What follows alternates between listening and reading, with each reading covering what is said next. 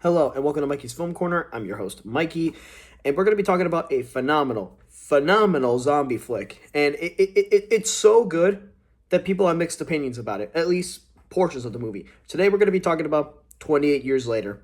Now, apologies for the coloring. I'm watching football, so there's ads playing, so I have it on mute. Let me just start off by saying that this movie... Wow, what a movie. It is magnificent.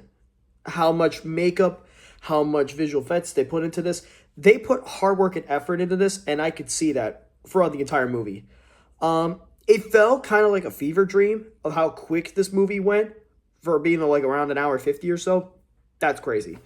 Now, I had no hope for this movie at first. At first, I heard about 20 years later just by the trailer and knowing that it had two previous movies before it, 28 Days Later and 28 Months Later.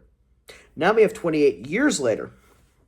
And you would think that like with the reception of both movies, they've both been pretty solid, I think, for the most part. Actually, was there 28 weeks later? Could be wrong about that. I don't know. I know there was two other ones. I don't remember if this is the fourth movie or the third movie. I can't remember. Maybe the fifth. I don't even remember.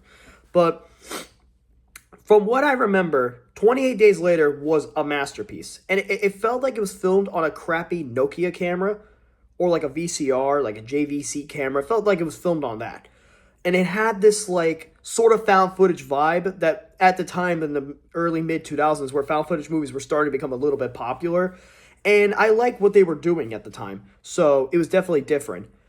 This movie had a lot of like that niche of this was made not from a film camera. This was made on an iPhone camera. Like, you could tell the quality's there. And I appreciate that because from a technical standpoint, it looks phenomenal on an iPhone. It looks amazing. And I'm filming this on an iPhone 15 Pro, so it's got a similar quality, but I think it's more high def because they're actually like trying to get like good shots and stuff like that. There are a couple of complaints I'm going to get into right off the bat. A lot of people don't like the second half of this movie.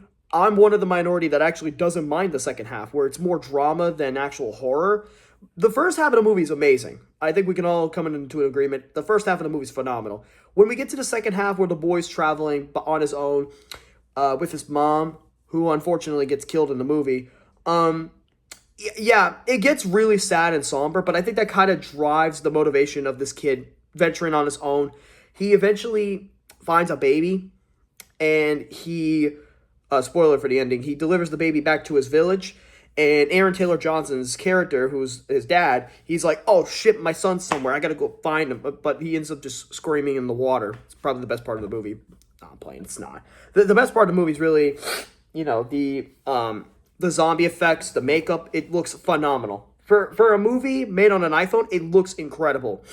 The hard work and dedication that Danny Boyle and Alex Garland put into this movie, I could tell, like, they brought back the aura that 28 Days Later had from 2002, and you could tell, like, this was made for the big screen. Again, being filmed on an iPhone, it looks incredible. Now, other than the second half dragging on a little bit, I didn't really mind it that much.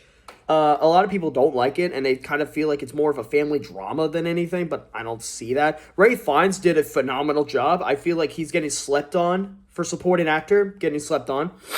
And I think that Bone Temple, when it comes out in 2 months from now, in January, is going to look phenomenal. I think it's going to be probably a huge upgrade from this movie. Now, I don't know if it's being filmed on an iPhone like this movie. It could be. I don't know. But whatever the case, it looks probably just as good from the poster as this one. But this movie was, like, it blew my expectations. It is well made, well directed, well written.